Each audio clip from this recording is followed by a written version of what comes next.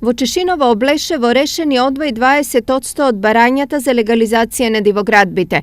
Останатите 80% немаат елаборати. Според последните податоци од општината, од 2079 барања за легализација во Чешиново Облешево се решени само 466. 13 барања се одбиени поради несоодветна техничка документација или зашто не ги исполнуваат урбанистичките критериуми. Од останатите 1600 барања дел се во процедура за решавање, но добар дел се заглавени поради недоставени геодетски елаборати од страна на сопствениците. Инаку во оваа општина во првиот рок се доставени вкупно 1881 барање, а во вториот дополнителни 198.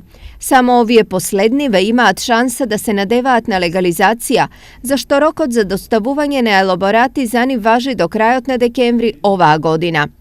Проблемот со геодетските елаборати, освен во Чешиново Облешево, е идентичен во сите останати општини во регионот. Конкретно во Пробиштип, од вкупно поднесени 1900 барања, постапката е стопирана кај дури 700. Главен проблем во општина Пробиштип за вака, да речам, слабиот процент на реализација, значи некаде околу 50% на барањата, е тоа што граѓаните не навремено уплатуваат надоместокот за легализација.